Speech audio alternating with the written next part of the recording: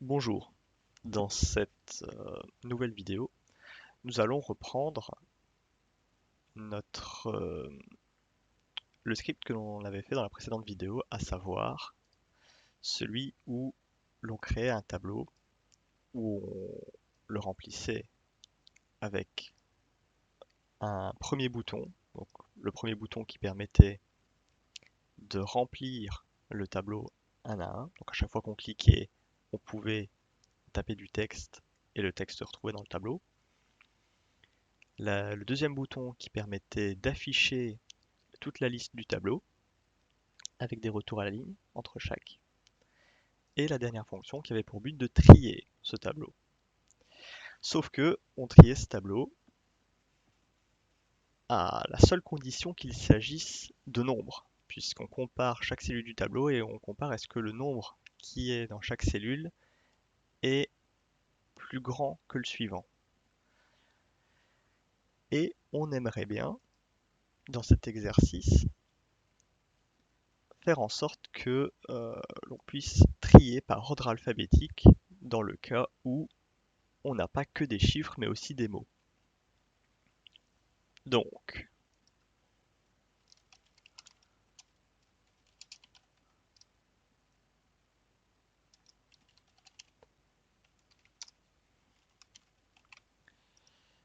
donc, on va rajouter un nouveau bouton. Quoique non, on n'a pas besoin de nouveau bouton puisqu'on va l'appliquer dans la fonction trier. La fonction trier ne fera plus que par ordre numérique mais aussi par, euh, par ordre alphabétique.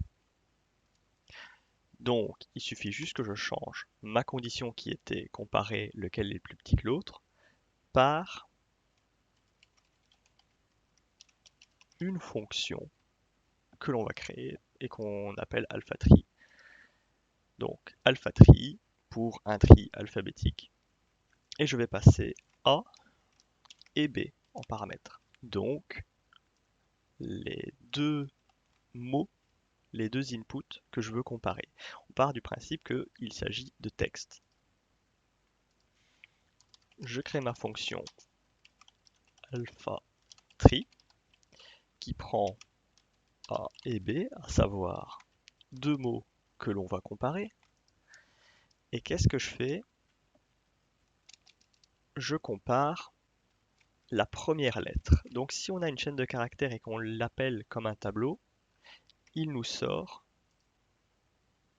la, il nous sort la lettre à la xème position de la chaîne de caractères. Donc ici, si je fais une alerte de A crochet 0, en prenant en compte que A est un mot et que ce mot donc est une suite de lettres, qu'est-ce qu'il va me faire?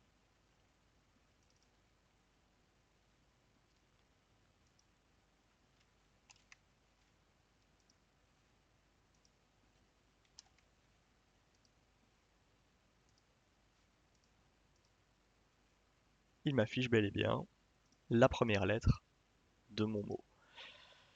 Petit détail aussi, on remarquera que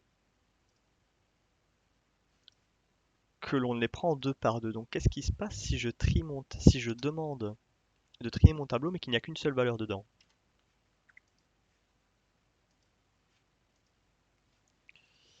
On voit qu'ici il parcourt jusqu'à 1 en moins du maximum. Donc mon tableau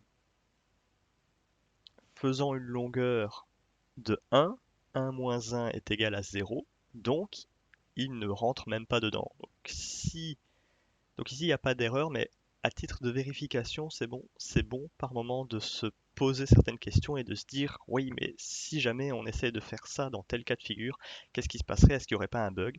Donc là ça va, on a eu de la chance, il y a pas, ça ne génère pas de bug, mais ça aurait pu.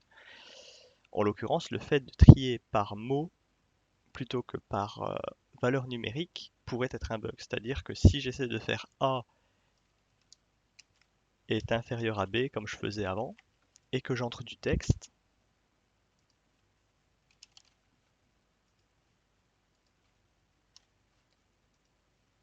et que j'essaie de le trier, on voit qu'il m'a rien fait du tout.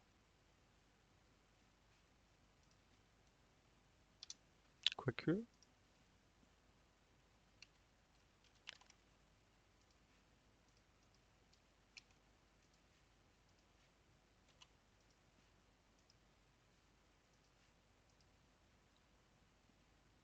Non, on voit que il me le trie étrangement, mais qu'il ne me le trie pas par ordre.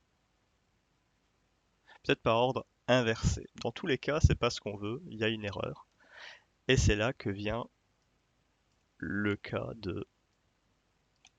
d'utiliser notre propre fonction de tri. Donc, qu'est-ce qu'on fait? On prend la première lettre et on a besoin également de la première lettre de B. On va faire une comparaison sur base de ces deux lettres. C'est pas tout. C'est pas tout car il nous faut l'ordre alphabétique. Donc, qu'est-ce qu'on va faire? On va faire un tableau avec toutes les lettres. Ça va prendre un peu de temps. Voilà. Donc ici, nous avons toutes les lettres de A à Z en minuscules. On va pas s'amuser à remettre les majuscules. J'expliquerai pourquoi et comment est-ce qu'on va procéder, mais il est légitime de se poser la question de rajouter les majuscules ou non, étant donné que si je teste de comparer la première lettre et qu'elle est un A majuscule et que j'essaie de la comparer au A minuscule de mon tableau, il me dira qu'elles sont différentes. Par contre, ce que je peux faire, c'est y rajouter les nombres.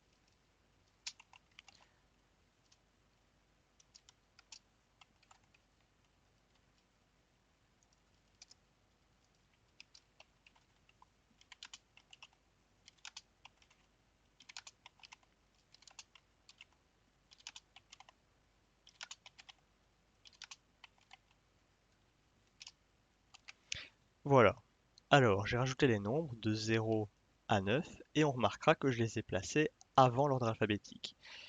En prenant en compte le fait que c'est un tableau et que chaque cellule de mon tableau est numérotée de 0 à la dernière, il faut bien prendre en compte le fait qu'on va se servir de cet index comme ordre. Donc, si je veux trier par ordre alphabétique et que les nombres se placent au-dessus des lettres, je le placerai dans cet ordre-là. Si je veux que mes nombres se placent après mes lettres, dans l'ordre, je n'ai qu'à replacer la partie nombre à la fin de, euh, de mes lettres alphabétiques.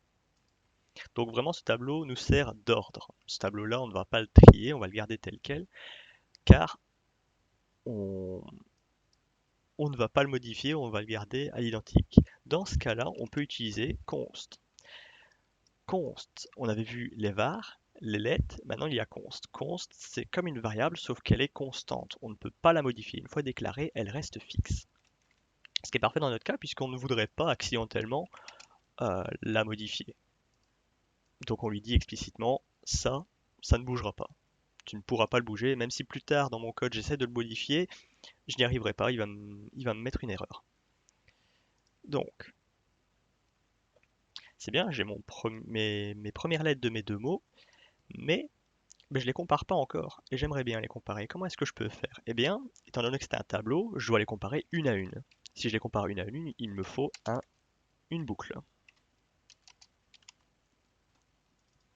Je reprends ma même boucle qu'ici, à savoir avec un compteur i et la longueur du tableau.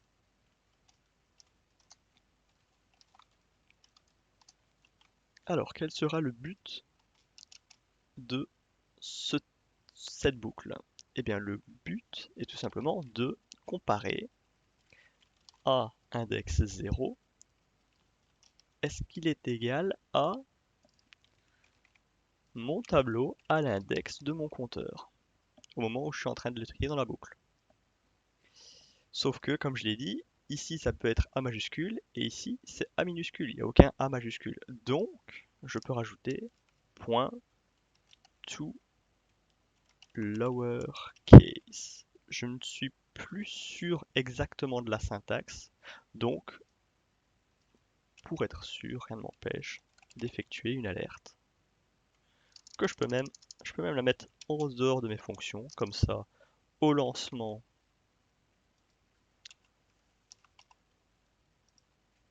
de mon code, il m'exécute ça et je le place dans une alerte. Voilà. Donc je le place en dehors de toute fonction, comme ça quand je charge la page, il essaie de me convertir la chaîne de caractères T majuscule en minuscule. Tout le lowercase étant une fonction qui a cette propriété. Alors si je fais inspecter, on voit que dans console j'ai une erreur à la ligne 69, oui tout à fait, puisque j'ai fait un if mais il n'y a rien après. Donc je vais juste créer des crochets pour lui dire tu t'appliques à cette zone de code qui ne contient rien. Et on voit en effet que T est écrit en minuscule alors que sur ma chaîne de caractères je l'écris en majuscule. Donc la fonction toLowerCase, donc une chaîne de caractères point toLowerCase, permet de passer cette chaîne de caractères en minuscule lorsqu'elle est en majuscule. Donc je teste de prendre la première lettre de A, de mon premier mot, et de la passer en minuscule et de la comparer dans mon tableau. On notera que si ça commence par un autre caractère que ceux qui sont présents ici, ça ne marchera pas.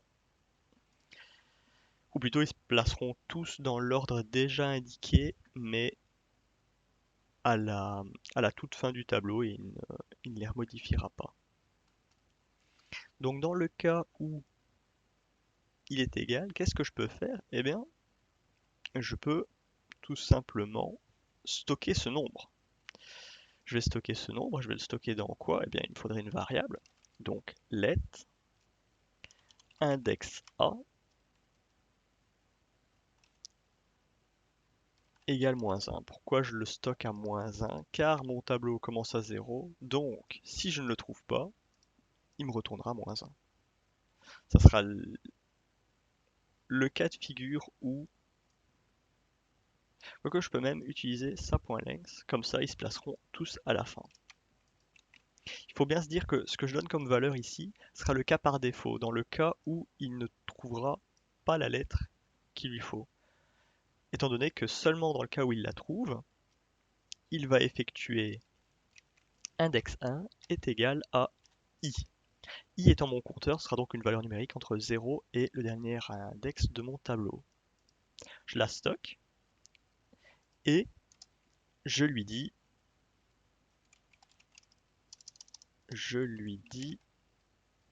break. Alors, lorsqu'on est dans une boucle, break et continue sont deux mots qui permettent de sortir de la boucle. Continue a pour effet de quitter le passage actuel. Donc s'il y a des instructions après continue, elles ne seront pas exécutées si je fais continue. Donc il repasse et il me fait les passages suivants. Donc pour schématiser sur Paint, il fait une boucle d'instructions plusieurs fois. Si ici il tombe sur continue, tout ça, toute la partie après, il ne la fait pas de cette boucle-là et il passe à la suivante.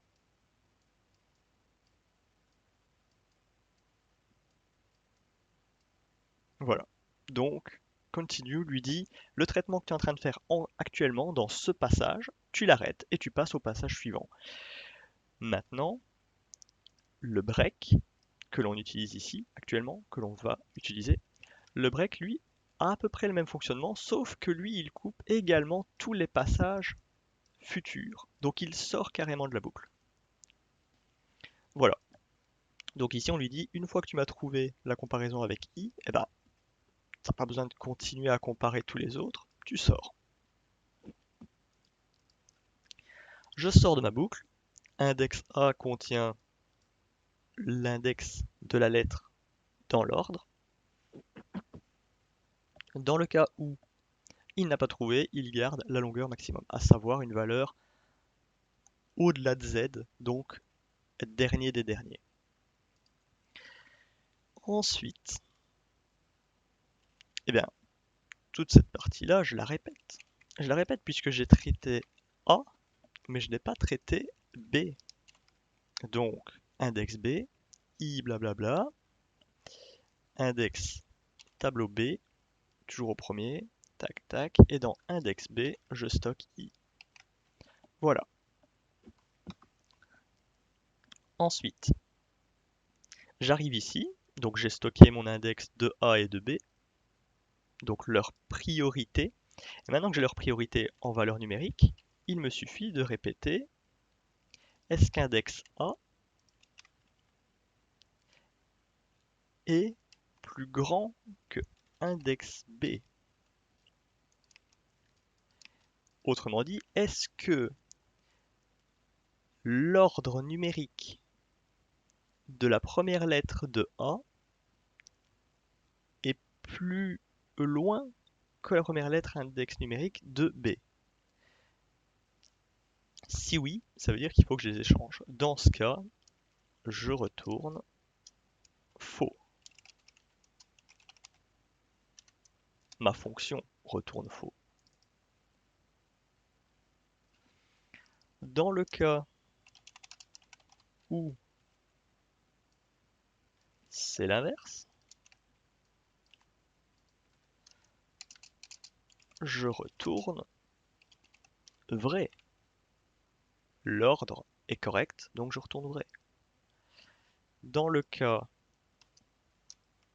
où elles sont ex aequo, où elles sont les mêmes, eh bien il faut que je passe à la lettre suivante. Sauf que pour le moment, j'ai traité que la première lettre jusqu'ici. Et il me faudrait quoi? Il me faudrait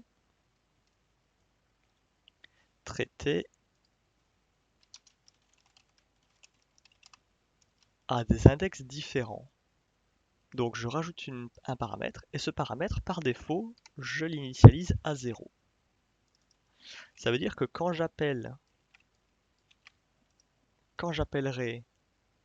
ma fonction, si je ne passe que les deux premiers paramètres, le troisième, il sera par défaut à 0.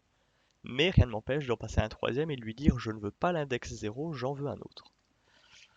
Maintenant, ici et là, je n'oublie pas de remplacer par index lettre. Et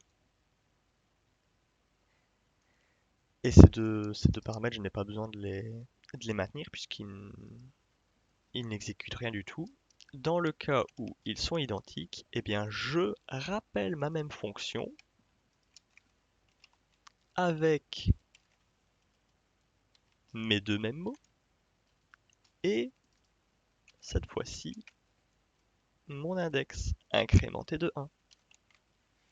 Il est à 0, il passe, il fait les traitements.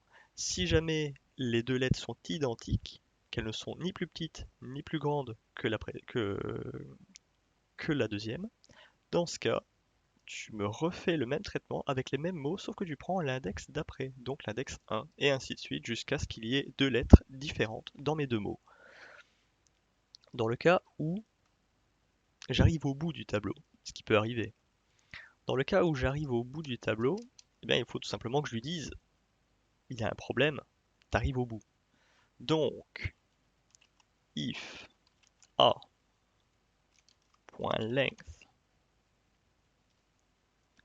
égale index lettre, alors return quelque chose. Donc si jamais A fait une lettre et que B, si A est la chaîne de caractères A, si B est la chaîne de caractères AB, dans ce cas, au premier passage, ils vont me faire AA, ils sont identiques, donc je rappelle à la lettre suivante, et à la lettre suivante, ben A, il n'a qu'une lettre, donc il ne peut pas aller chercher la deuxième lettre d'un mot d'une lettre. Donc, est-ce que ma longueur de A, qui est donc 1, puisqu'il y a un index dans mon tableau, est égale à la lettre demandée? Donc est-ce que je lui demande d'aller chercher une lettre au-delà du tableau? Si oui, eh bien ça veut dire que A doit être passé devant. Si A est passé devant, si A est prioritaire face à B, dans ce cas, je dois retourner true, comme ici. Si A est inférieur et devant B, je retourne true. Et pareil, bien sûr, si c'est B. Si c'est B qui n'a plus de lettres.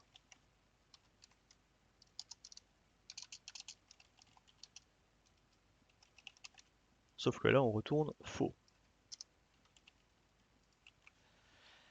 Alors vous allez me dire, qu'est-ce qui se passe si les deux n'ont pas de lettres? Eh bien dans ce cas, si les deux n'ont pas de lettres en même temps, il va prendre A, mais ça ne changera rien, parce que ça veut dire que soit les deux n'ont aucune lettre, soit les deux ont le même nombre de lettres et toutes les mêmes lettres identiques. Autrement dit, dans le dernier cas où A et B sont en même temps à court de lettres et que l'on arrive à ce cas de figure, ça veut dire que ils sont tout simplement parfaitement identiques.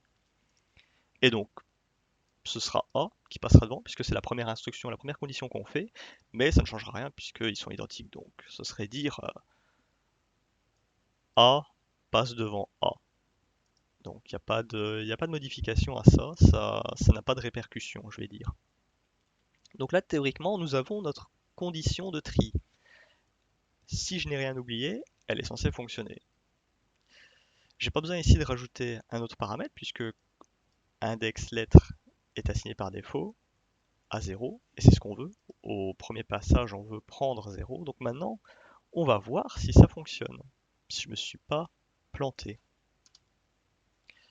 Je lance ma page, j'entre AAA, AAA, B, BC, 0, et même chapeau. Je trie, tableau trié. Déjà, le fait qu'il m'ait affiché tableau trié signifie qu'il n'y a pas d'erreur, puisque tableau trié arrive à la toute fin. Donc c'est plutôt bon signe, ça veut dire qu'il a réussi à faire son traitement sans planter. C'est déjà un bon point. Si j'affiche mes valeurs, on voit que AAA avec toutes les lettres passe devant AA avec seulement 3 lettres. Ensuite il y a B, ensuite il y a BC, et ensuite il y a 0. Et pour finir, les caractères inconnus. Je me pose la question, pourquoi est-ce que A avec 4 A passe devant AA? Théoriquement, l'absence de lettres devrait passer devant, comme le B est passé devant le BC.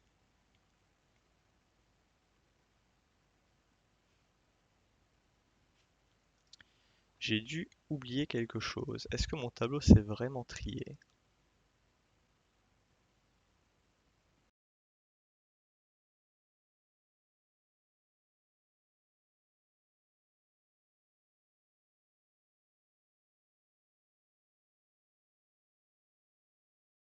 Bien. Hmm. Dans tous les cas, j'aurais besoin du return. Ça oui, ça c'était un premier oubli. Mais pourquoi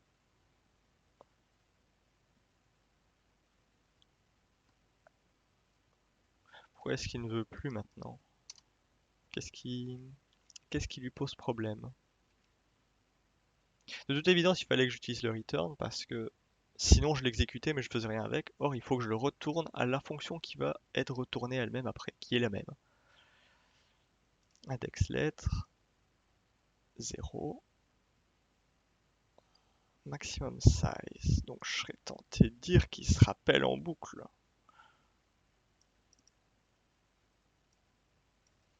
Si je fais juste plus 1. Ah mais oui, le plus plus. Voilà, on y arrive. Le fait de faire l'opération i++ prend la valeur de i, puis une fois qu'elle l'a prise, elle l'incrémente. Autrement dit, il incrémente une variable, mais il prend sa valeur quand même de base. C'est alors que vient le i, le plus plus i, qui lui incrémente avant. Il incrémente, puis il prend la valeur. Et maintenant, ça fonctionne. Phew. Donc, en schématisant, le, le i++ prend d'abord la valeur de i, puis il la passe à 1. Sauf qu'il passe quoi à 1? Il passe la valeur qui est dans ma fin de fonction que je m'en fous. et dans la nouvelle fonction, il lui a passé la valeur d'avant. Tandis que le plus i, lui, incrémente d'abord i. Donc passe d'abord 0 à 1, puis après il retourne i qui est du coup déjà incrémenté. Donc voilà, index lettre. Ça marche également très bien si on fait plus 1 et qu'on retourne comme ceci. C'est peut-être même plus évident à comprendre. J'actualise. Ah oui, j'ai oublié de retirer ma fonction pour débugger tout en bas.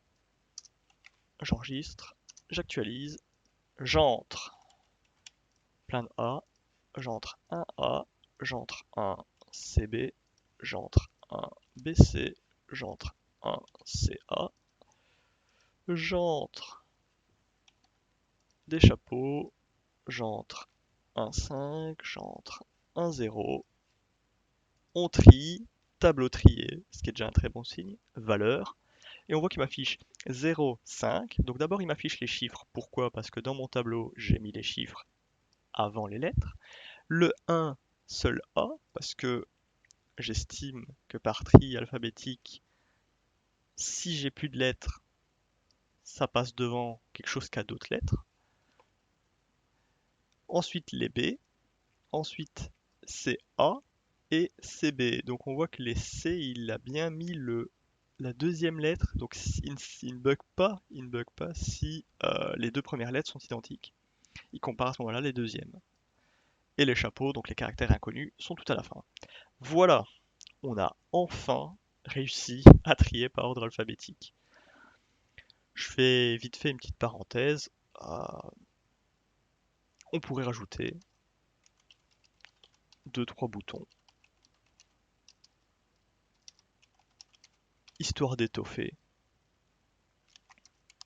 parce que j'en ai envie. J'ai envie de rajouter un premier bouton qui en choisit aléatoirement, comme on a vu dans une précédente vidéo random. Donc je crée un bouton random qui applique la fonction random que je vais créer, fonction random, qui aura pour effet de faire un console.write. Donc, comme pour mon affichage valeur, sauf que cette fois sans boucle, donc j'en affiche qu'un seul. Et j'affiche quoi? J'affiche mon tableau à l'index, à un index aléatoire en fait. À l'index aléatoire. Quel est cet index aléatoire? Tout simplement un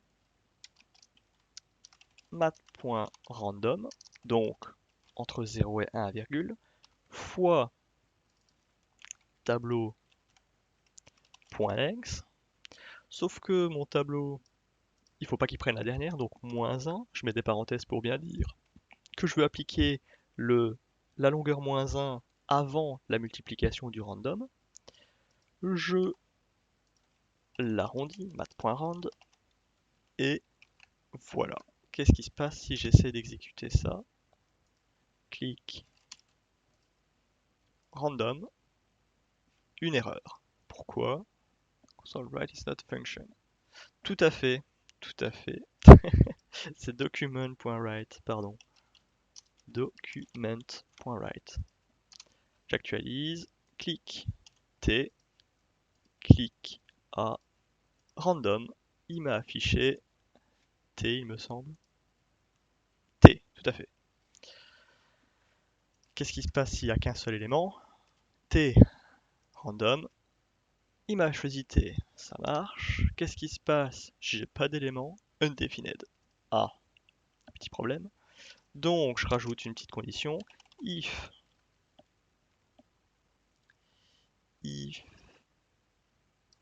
tableau.length est égal à 0 si mon tableau est vide. Dans ce cas, tu m'affiches document.write nos valeurs. Et dans le cas où j'ai des choses dans mon tableau, else. Et dans ce cas, j'applique le traitement voulu habituellement. C'est juste pour éviter que ça affiche undefined, que ça affiche du coup un autre message d'erreur de mon choix. Ou alors on pourrait mettre une valeur par défaut, ça marcherait aussi. Et autre chose, on a une fonction pour ajouter, clic, add, sauf qu'on n'a pas de fonction pour retirer. Du coup, on va s'en rajouter une. Clic subtract. Subtract pour soustraire. Clic subtract. Tac, tac. Function clic subtract. Parenthèse. Qu'est-ce que j'aimerais bien faire? J'aimerais bien en retirer un. Alors, soit je pourrais dire tu me retires le dernier, soit je pourrais dire tu me les fais défiler et quand c'est celui que je veux que tu me retires, eh ben, tu me le signales. Donc je fais une boucle. Ma boucle qui passe avec tableau.length pour parcourir donc mon tableau. Qu'est-ce que je fais dans cette boucle? Eh bien, je fais un if confirme. Je teste ma fonction confirme. Qu'est-ce qui se passe si j'appelle ma fonction confirme, tout simplement alerte, non même pas alerte, juste confirme, confirme, avec une chaîne de caractères T dedans. Cette page indique T. Vous allez me dire c'est comme une alerte, sauf que non, la petite subtilité, c'est qu'il y a un bouton OK et un bouton annulé. Et c'est là qu'est toute la différence. Il va me faire comme une alerte, sauf que il va me faire un bouton validé ou un bouton non, donc true, false. Et il me retourne true ou false. Donc qu'est-ce que je vais lui dire? Je vais lui dire, eh ben, tu m'affiches ma cellule actuelle, donc la valeur que je suis en train de traiter, et tu vas me dire euh, supprimer ceci, ceci, et je lui montre ma valeur, tout simplement, la valeur de ma cellule. Si il me répond non, je passe au suivant. S'il me répond oui, eh bien, je supprime l'index i et je break. Donc je quitte la boucle, tout simplement. Je quitte la boucle, mais je continuerai à exécuter le code s'il y en a ici. Donc ici, qu'est-ce que je vais faire? Eh bien, je vais tout simplement lui afficher un petit message qui lui dit, ben, ça a marché, t'as réussi à supprimer. Donc qu'est-ce que je vais faire? Je vais faire tableau i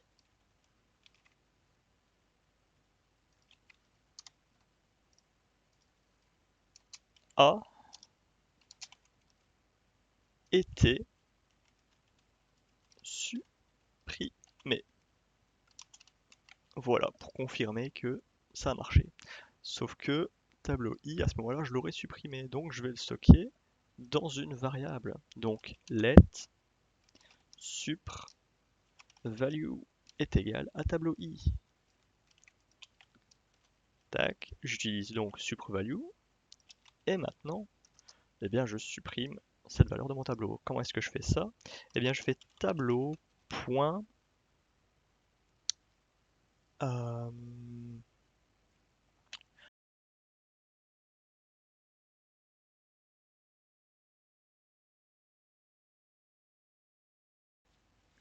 alors, qu'est-ce que je vois? Je vois que j'ai le point split ou le point splice. Donc, c'est ce qu'on va utiliser. Tableau.splice.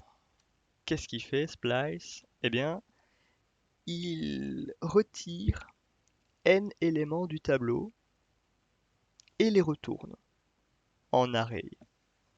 Donc, qu'est-ce qu'il me faut? Il me faut l'index, donc i, à partir de quand je prends, combien j'en prends que 1, et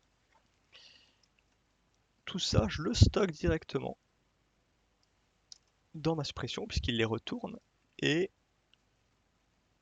je lui dis que je veux que le premier élément de mon tableau, parce que sinon ça me retourne un tableau, puisque je peux dire je veux les deux éléments, mais là je prends qu'un seul, donc ça me fait un tableau de 1. Comme c'est un tableau de 1, je lui dis tu me gardes que le premier, tu me le stockes.